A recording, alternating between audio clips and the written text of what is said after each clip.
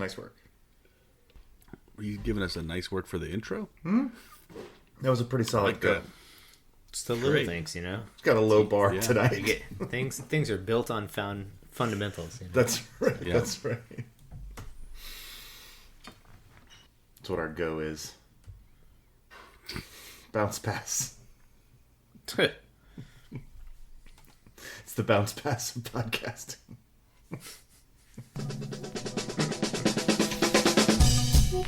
Yeah, so just prepare to... It'll be great. It'll be perfect. Yeah, so just prepare to... Y'all motherfuckers don't watch us play throughout the year, to tell you the truth. I'm gonna be real with you, and I don't care if I get fined.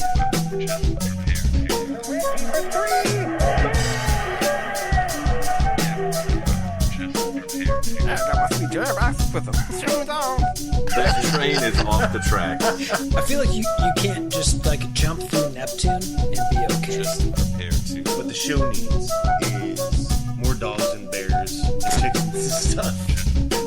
Yeah, so just prepare to be awash in unbeatable goodness. Welcome, Pacers fans. You were listening to the Undebeatables, or semi-weekly Pacers podcast. This is episode 786, coming to you from Indianapolis, Indiana. I'm your host, Joey Gaffrida, the man behind the dials. This show, we're going to discuss the Pacers' injuries, particularly at the guard position, and we're going to take a look at the depth chart.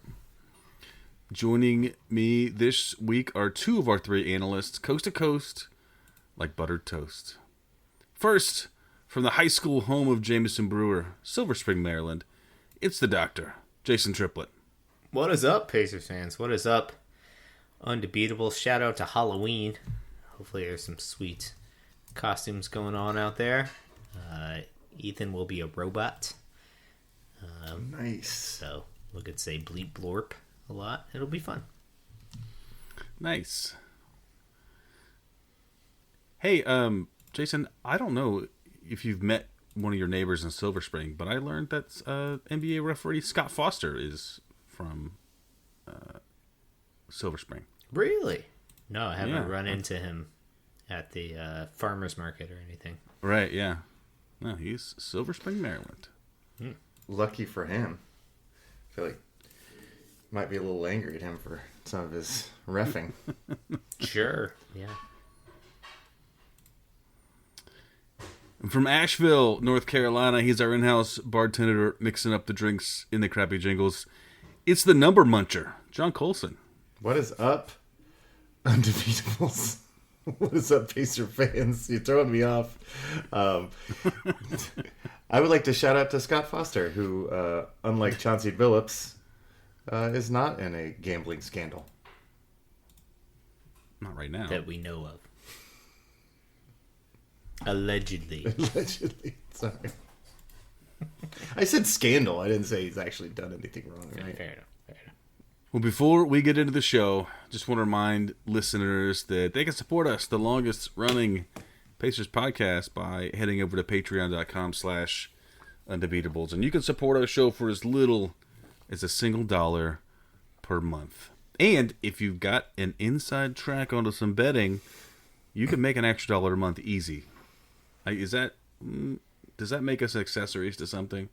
Don't tell us if you did that. But if you did do it, you can send $1 a month our way. If you can spare $1 from legal gambling, we'll take it. "Quote unquote" legal gambling. Terry Rozier, you can we'll text you. Patreon.com/undebeatables. All right. So, we've watched a couple Pacer games so far. And one topic that has come up repeatedly is, why do Pacers have no point guards? We have nobody to handle the ball. And it's a big change from the team that we had the previous year, where we had a good 1-2 punch for most games. You know, we had Halliburton and T.J. McConnell. running the point. Sometimes both of them on the floor at the same time. We had a lot of ball handlers. We would have, Halliburton would have games with no turnovers, and, he'd have 20, 15, and 0 turnovers. And now we're in a different boat. Colson, what's our plan here? Well, so far our plan is to start Ben Shepherd and have him immediately pass the ball to Siakam. And Siakam brings the ball up the floor and initiates all action. So we're going with the Ben Shepherd starts at point guard and takes the inbounds pass. And then immediately he gets rid of it. So it's like a point guard in name only, right? That's right. He definitely is a shooting guard. He was way more likely to see small forward minutes last year than point guard minutes. But we are out of point guards. So, Halliburton's out for the year. McConnell's out for the first month. Nembhard, who was going to be the starting point guard all year, is now injured. And then, let's see, what's it? Talion Peter, Cam Jones, our 2 rookies are both guards. They're both injured. So it's a lot of Ray J. Dennis and Quentin Jackson right now. These guys are two-way players, and I don't think we were really planning on relying on them too much to play heavy minutes, and they're seeing over 20 minutes a game at this point. How do you feel about the Ray J. Dennis Ja Morant matchup? Love it. Ja Morant was how many no-look passes for alley-oops did he have in that game? He was in his bag because there was nobody there to stop him. He was great. Also, it helps when your rookie, what was it, Cedric, what was that kid's name? Coward. Oh, I don't. Cedric Coward, 6 of 6 from the range. I saw on the internet, sometimes the internet is funny. It said, fun fact, Michael Jordan chose the number 23 in honor of Cedric Coward. Very nice. Yeah.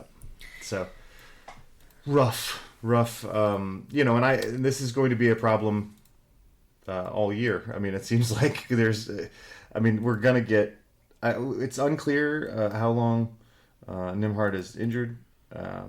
And, we know we're not getting McConnell for another month, and we know we're not getting Halliburton back all year. So this is going to be a challenge for the coaching staff to mix and match and get this done. Well, yeah, and Cam Jones is out until around the time McConnell might come back, early November, it seems like. But he's got a back thing, so who knows how those things go. And then, to rub salt in the wounds, the Pacers lose Benedict Mathurin in that Memphis game, who was cooking and has been looking very good thus far this year. Well, and speaking of a ball handler, that man can handle the ball. Sure, yeah, and do some playmaking and initiate offense. But yeah, they were doing a nice pick and roll with him and Siakam. Both he and Nembhard, there's no timetable for their return, so that makes it hard to plan. We were talking a little bit before the show about this. I wonder how wise it was. So the front office had a decision sort of at the end of training camp to either keep Campaign or Tony Bradley. They went with Tony Bradley. Didn't Campaign break his face? No, that was the other guy. That was DeLon Wright. Oh, okay. And then they brought in Campaign after that. And then they, had a cup of coffee and told them he it was played nice one preseason game, and we'll call you, don't call us. Now, I think in the coaching staff and front office's defense, Tony Bradley has the trust of the coaching staff. He played minutes for us in the finals, right? And Campaign is Campaign.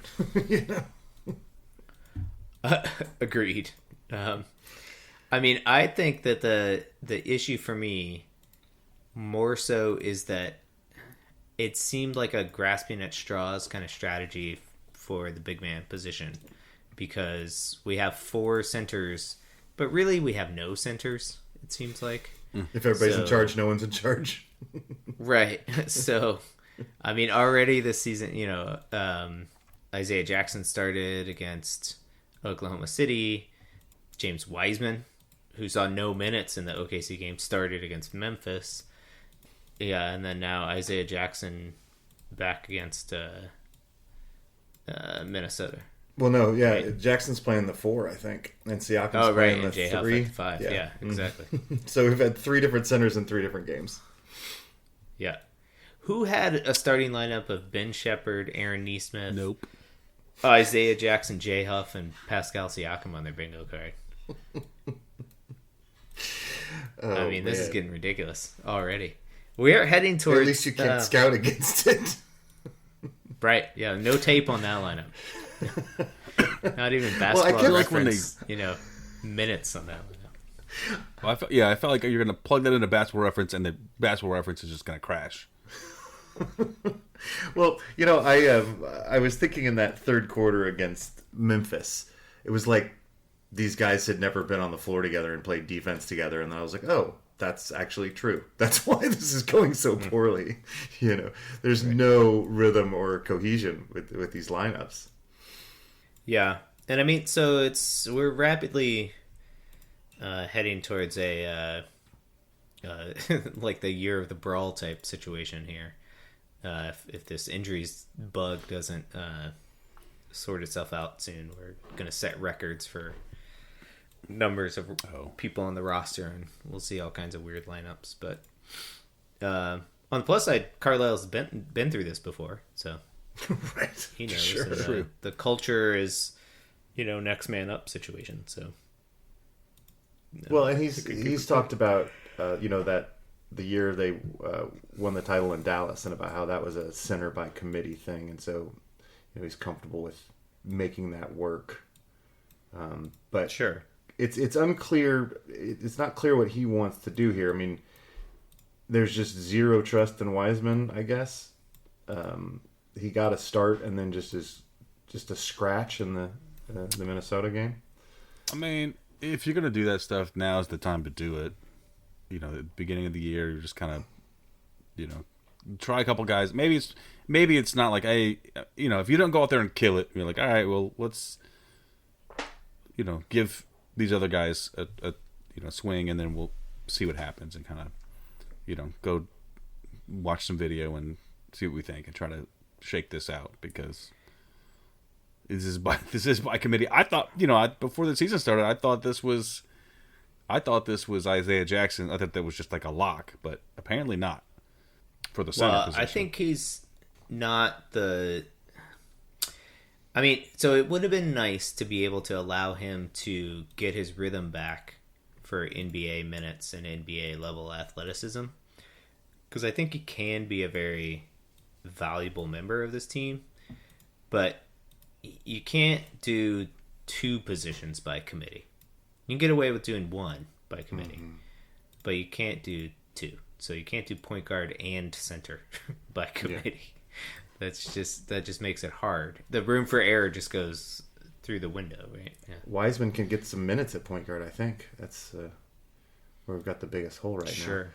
I think Jackson, is not fully back, fully healthy. They say this injury takes 2 years. I'm seeing a lot of reaching on defense that, instead of moving his feet, and it might just be his wind. Yeah, I mean, he picked up 4 fouls very quickly in that OKC game. So yeah, and a couple Not cheap only fouls is in Minnesota too. Right. Yeah, and I mean his the thing that needs to come back in addition to his athleticism and getting his body in the right place, is reading NBA basketball again at live speed. And I mean, things happen So fast nowadays way faster than they even did 2 years ago when he was playing. So it's going to take him a while. And at some level, I'm okay with that development. Like, I think that you have to show faith in this guy and let him get the only way he's going to get better is by getting minutes, right? Mm-hmm. And so you got to give him minutes, but it's tough when you're trying to win games. So The other experiment I wondered if Carlisle might go to at some point is some Jarris Walker point Jarris Walker. I think it could add an interesting wrinkle, especially on the defensive end, like putting a big, huge dude on the opposing team's point guard could be potentially disruptive. But especially since we're out Nemhard, who's a great perimeter defender.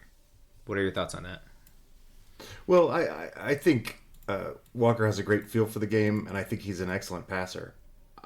I think that, I've talked about this before, but Siakam is like, you just need to make faster decisions. And I think that Walker does sometimes spend too much time thinking. I watched him get his pocket picked, sitting at the top of the key, trying to find somebody to pass it to. And it was just, ball was stolen and already on the other end by the time he found this guy to throw it to, And so I think that concerns me a little bit.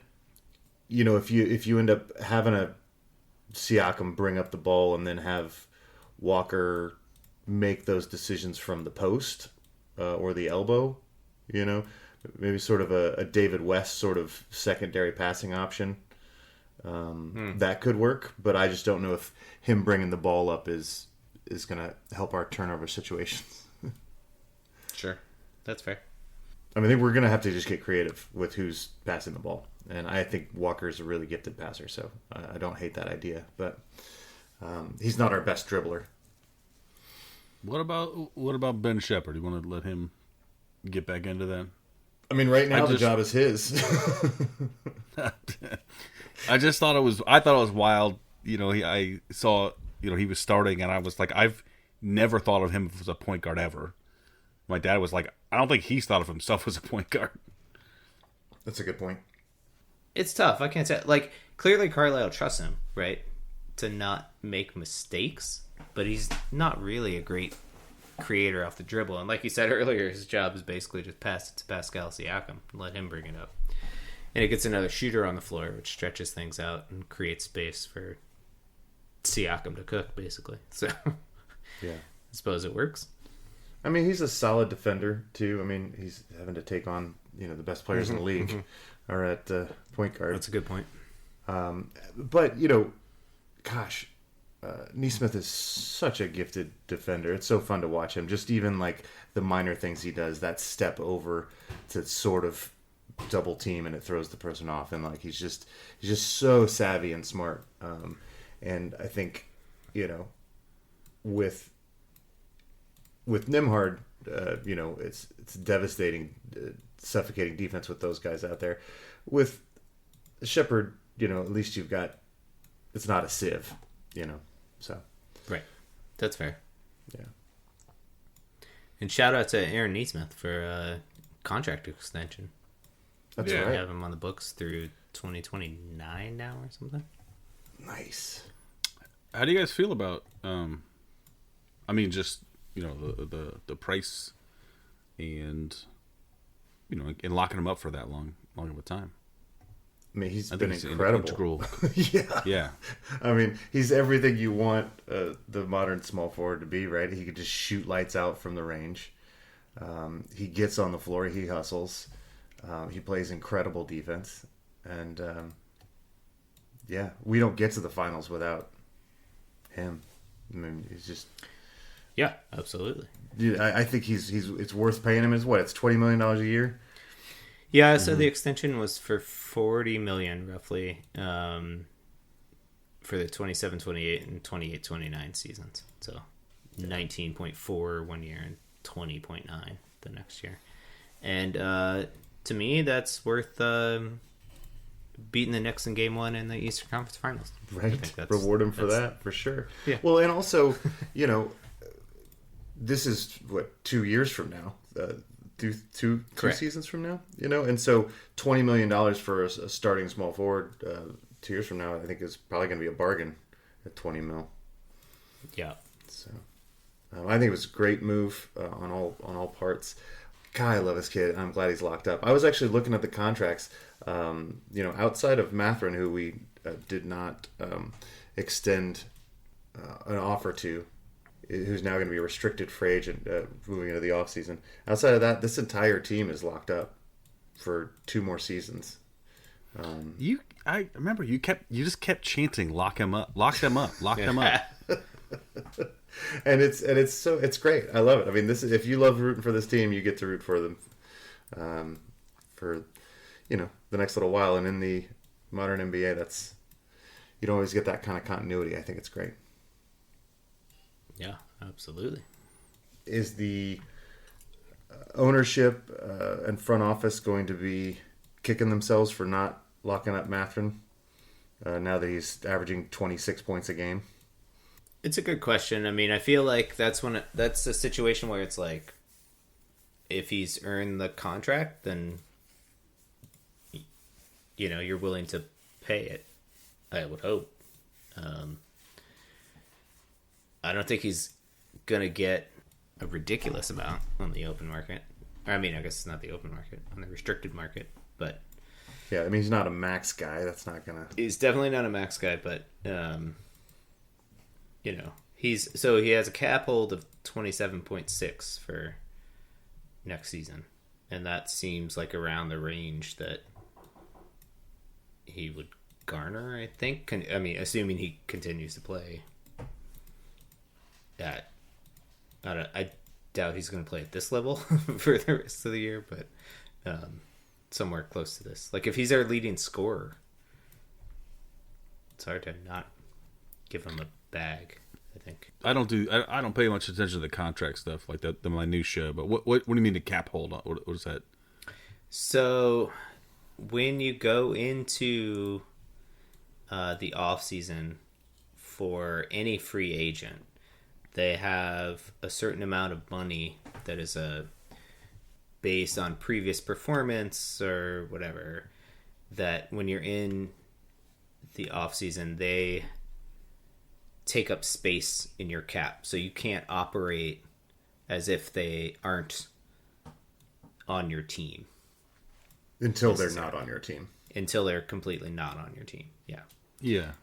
So, for instance, you can't, if that contract were to say put you over the soft salary cap or into the tax or into the first or second apron, you have to follow the rules based on where that contract gets you, as opposed to, if you were to subtract that contract away. So to make sure that there's fair dealings and negotiations and whatnot. Okay, so how is that number set? I guess you're saying just based on performance, or? Well, so it depends on the type of player. So for Benedict Mathurin, he's a first round draft pick. So his expected hold is some multiple of his final year contract. So like right now he's making 9.1 or something like that. So it's roughly 3 times that value. Yeah. So if you're coming off your rookie deal, it's just a mathematical equation. I'm pretty sure. Yeah. The cap hold is probably 3 times. That's probably pretty good math. And then just three extra salary, and yeah, right. Just ballpark, because that's what you for first round draft picks. I think that's how it works. Yeah, right. Or I know actually, I think maybe it's just for the lottery. I mean, it might be different outside the lottery. I'm not sure. That's a good point. Yeah, it might be the lottery. Yeah, but for like more veteran players, their cap hold can be even less than what their current salary is, based on the fact that they're predicted to go down or whatever. So sure, okay, but that's set in stone, sort of. It's just a say you've been in the league this many years kind of thing, and you were at this this level, this draft, you were drafted here. It's just a ballpark thing, right? Exactly. Okay. Yeah. And right, exactly. For like lottery players, the expectation is that you're probably got really good in those first, 4 years or whatever. So right. Sometimes they do. Sometimes they do. Sometimes they don't. That's correct. I mean, we've talked about this before. When one of the reasons that this wasn't worked out was probably Matherin's probably betting on himself. You know, I mean, the kid knows he's good, and he might be asking for a number that we think isn't market. And also, we are up against that cap as a team, and I think we're going to be real cautious about how we move forward. We're up against the tax, right? Tax, yeah, So- I'm sorry. Yeah. Yeah. And so, you know, we're going to have to make some decisions about whether we're willing to go into the tax for Matherin, whether if Matherin's worth it, but we need to, you know, lose somebody else to get back below that tax. You know, there's going to be some decisions to be made, and I guess, you know, better to do that this offseason after we know who he is to this team, I guess. Sure. Do we not? I mean, I guess maybe more time watching him is better, but I mean, I feel like I've got a sense of who this guy is. I mean, yes, there are question marks about how well you think he fits into the type of offense that we want to play, and do you think that he is continuing to develop as a defender in the way that you want him to grow? I'm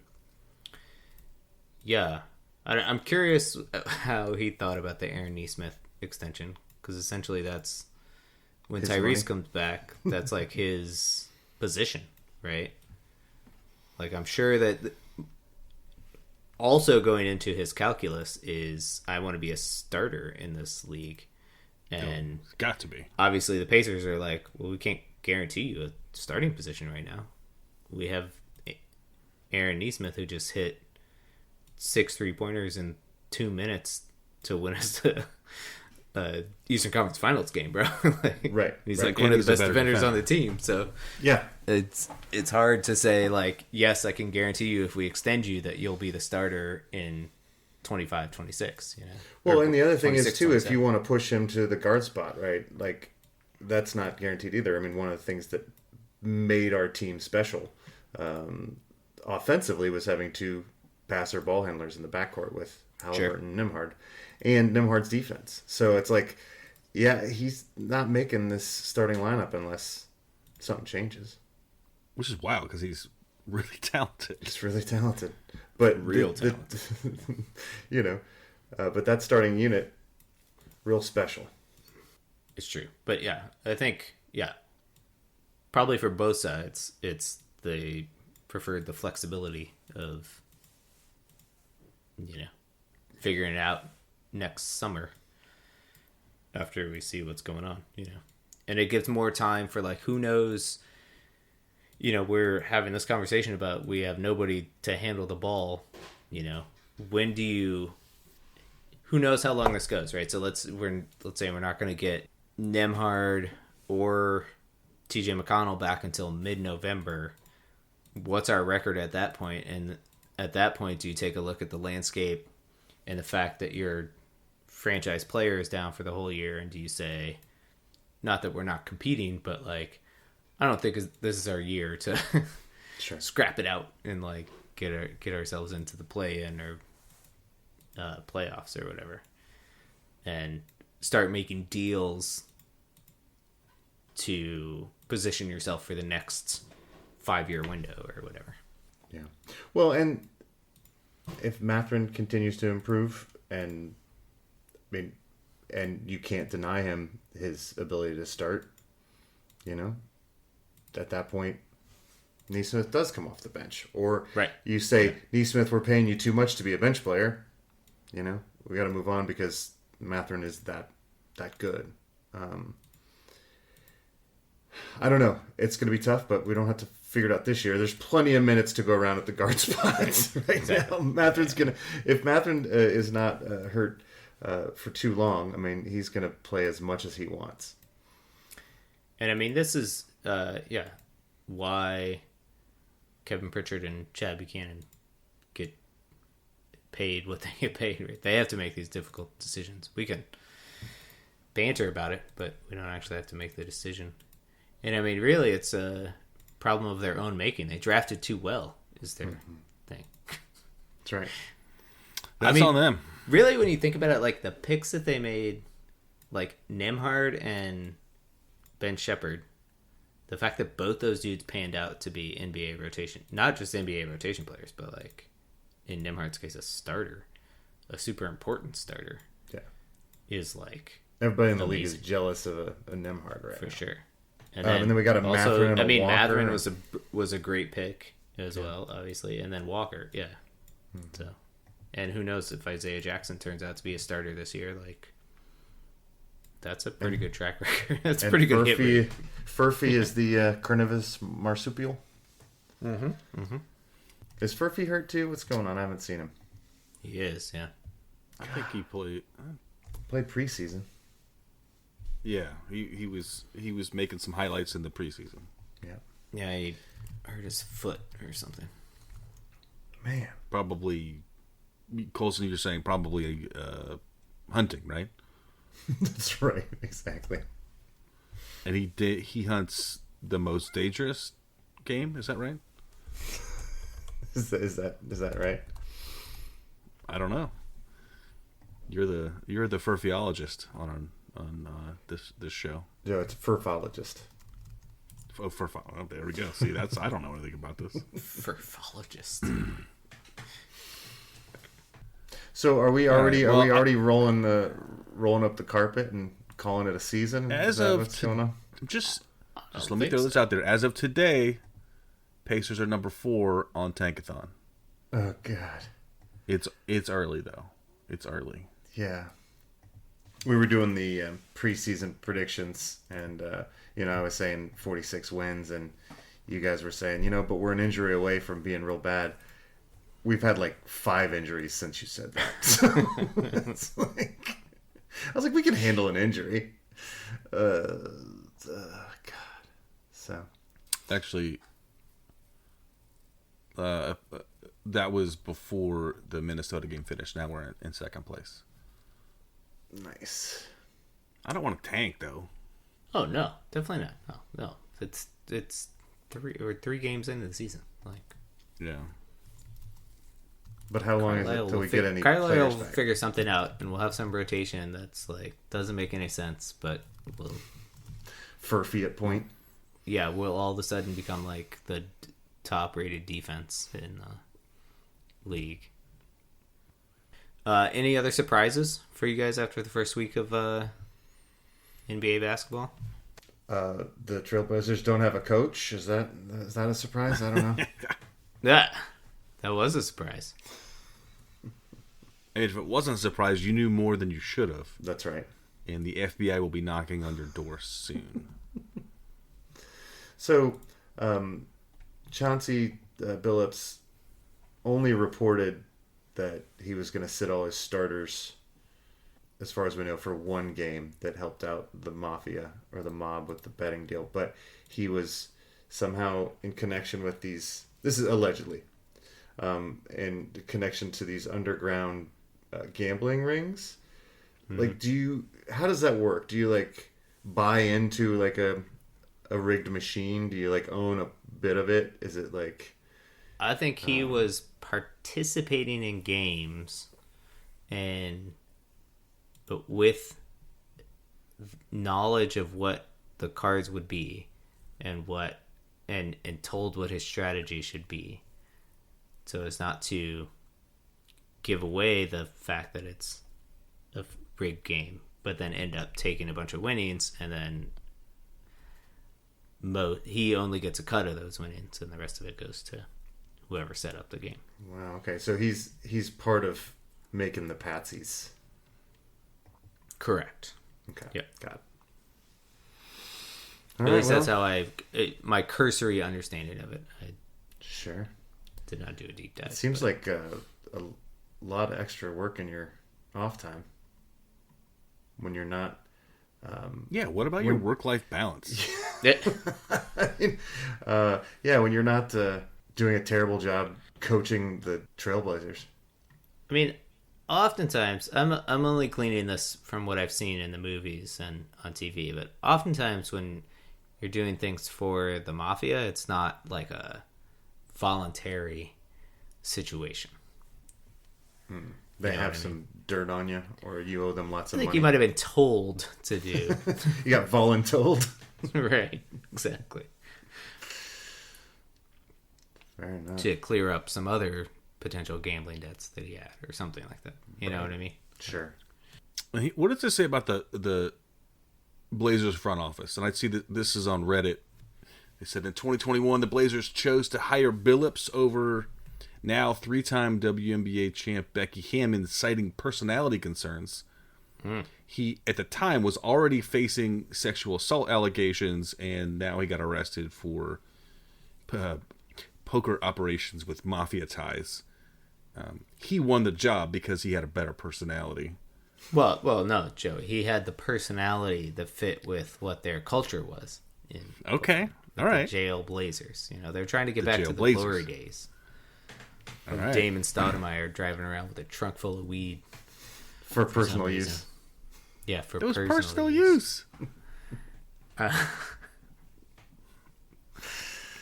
And Becky Hammon was just too squeaky clean to. She might narc, you know. You can't have a narc in your midst. Can't hire a narc. Maybe that was their personality concern. It's like, Yeah. oh no, she's gonna spill the beans. What was his nickname? It was Big Shot. Mr. Big Shot. Mr. Big Shot? Mr. Big Slot Machine? I don't know, I'm riffing here, I got nothing. Mr. Big Slot. Mr. Big Shot and Smooth. No, it's Were- Mr. were Big his Shot. two- I'm just saying those were his. Who that's called what him basketball smooth? reference says. Himself. He called himself I smooth. don't know. He was not that smooth. I don't know. Boy, he put a hurting on us though. There's only been 2 Chauncey's. Chauncey? Chauncey Billups and Chauncey Robinson, who played, actually not even in the NBA, but was drafted by the Pistons in the 1986 NBA draft. I think that's Cliff's like little brother or something. Robinson's a very common name. Yeah, But apparently Chauncey That's isn't. true. No, Chauncey is not. Chauncey is not. Well, yeah, I guess we're dealing with a lot of injuries, but I guess we could be the Trailblazers. We could Nobody be the wants- Trailblazers. Nobody wants yeah. that. No, nobody wants that. Well, and so to get back to our question of tanking, Joey, given what we've seen from Victor Wembanyama the first week Ooh. of the season, should we just as a league just tank and just Everybody tank. Just let him but it's I don't know. We might just be giving up take the over the league. Boy, the numbers and the highlights coming out of him always, but this season have been just absolutely wild. Where I saw one, I don't know if it was the first or second game, but he blocked a shot on one end, of course keeps it in play. He swats it to his teammate. They give it back to him. He dribbles up the floor. This is the tallest player in the league. Dribbles it up the floor, and then hits a step back 3 because he can. And he's just an absolute menace on both sides of the ball. Yeah. Yeah. So game 1 he goes for 40. 40, 15 rebounds, 3 blocks. In game 2 he goes for 29, 11 rebounds, and 9 blocks. 9 blocks. 9 blocks. That game was in overtime. And then in game 3 he goes for 31, 14, and 6 blocks, but also had 3 steals and 4 assists. So If you're Stephen Castle, are you like, I just got won the NBA lottery. I guess that's an actual thing. I won the. I mean, That was the Spurs a couple years ago. I mean, he's like a decent player, but suddenly he gets to be, with this absolute freak, and all he's got to do is beat Stockton, and he's going to be super Chris famous Paul looked forever. good last year. You know? Mm-hmm. This year, not so much, but Just threw up lobs. I mean, it's just anywhere. Yeah. Other surprises from the first week, I would say. Well, OKC looks like they're on a mission to defend the title. They're taking this very seriously, which I like, even without Jalen Williams. Houston coming out of the gate very slow. Although they played a really nice opening night game against the champs. They went into double overtime. But other than that, it's nothing's. Nothing surprised you yet? Not super much. It's still early. What about you? Anything jump off your radar? No. Atlanta sucks. I don't know. Okay. Cool. That's what I've been saying. Philly's not good. Philly's not good, right? Philly's terrible. Also what I've been saying. There's still a chance, even if we're tanking, that we could get more wins than those two. Is it Philly What undefeated? about Boston? Yeah. Yeah. Right now. I mean, just they've only played 2. Fair enough. What about Boston? Boston 0-3 as we record. Do you think... Yeah. I mean, they're tanking, clearly. Yeah. Also, surprised, not NBA, but the Colts are real good. Real good. Best league in the best record in the NFL. I watched part of a NBA or whatever. What league is that? NFL. Watched part of an NFL game What today. league that is? They beat the crap out of the Titans. Yeah. Yeah. I mean, I don't know. I think that the betting thing is enough of a shock right now to, because I think that there's potential implications that there's more to this, and I don't know. Just as a whole, the whole betting thing, I'm not a fan, and just that there's so many, there's all this stuff going on, and there's so much. It's been across other sports. I know baseball's had some issues, and there's so many of these, these prop bets, I guess, where it seems kind of easy to cheat this, or try and cheat the system, I guess. But it's going to be a cat and mouse game, and forever. I don't think this is going to go away, and just the fact that I don't know. There's all these humans, and the results of what they do are, people win and lose money, and there's the players are getting hate from people, and I don't know. I don't like it, but who am I? I'm just a guy. Yeah. I mean, I think one thing that could fix this, or be a happy medium between legalized sports gambling and the toxicity associated with it, would be to get rid of individual player props. Like, because I think that's the easiest thing to manipulate. Right. And B, just leads to this horrible situation where dudes are hearing constantly about, like, oh, I lost my bet because you didn't make 4 threes last night or whatever. Like, and it's not just the super duper stars that have to deal with this. It's like you can do over unders on, I don't know, Isaiah Jackson rebounds or something like that. And it's like, well, and it's incredibly toxic in the college levels too, right? I mean, right. These college athletes that aren't getting paid millions of dollars to put up with this nonsense, Some of them are. No, some of them. But Terry Rozier wasn't getting in this, gambling because he needed the money, right? It's because he's, I assume, addicted to gambling, or maybe in trouble with the mob. But there's lots of reasons these things happen, and it's it can be incredibly tragic, and on so many different levels. And I'm with you. This individual prop bet stuff is an easy way to stop this. I mean, will that continue to happen on an illegal level, though? On an unregulated level, probably.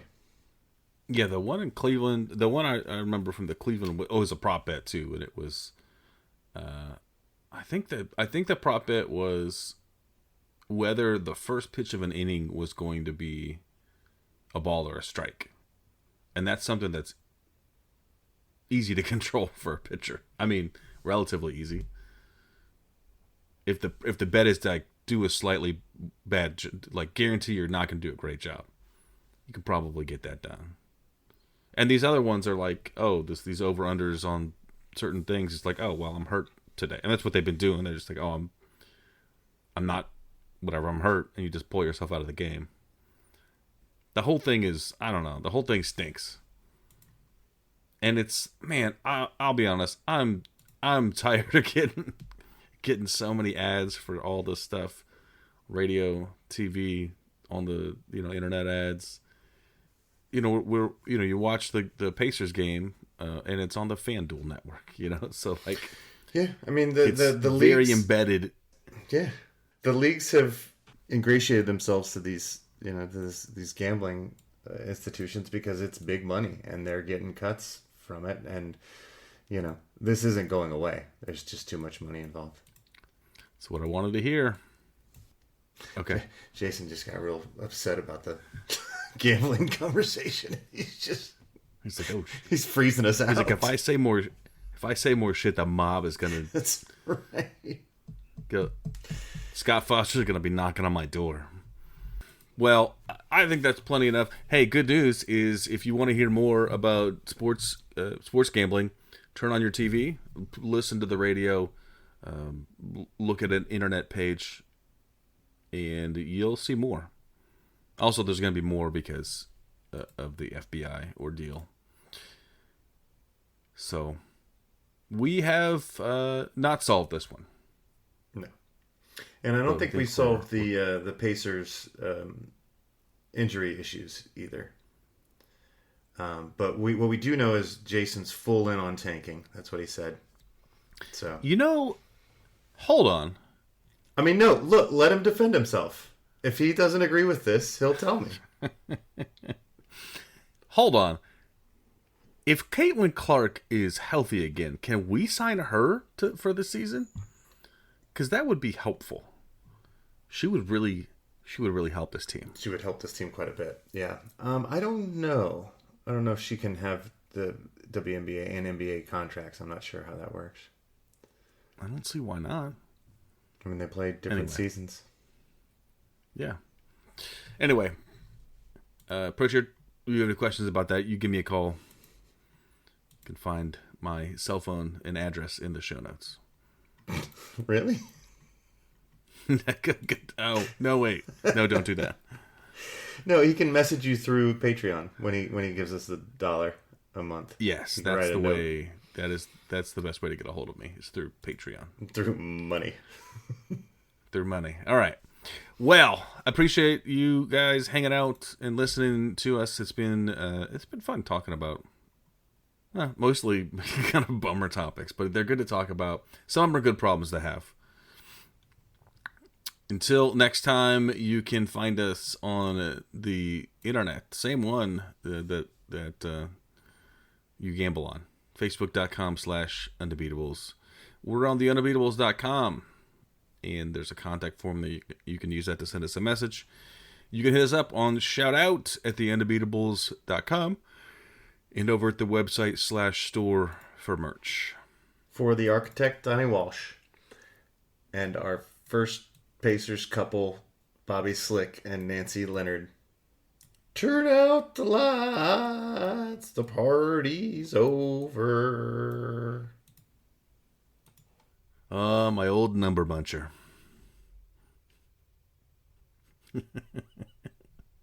It's no responses. That's not good. It's like you're by yourself on this track.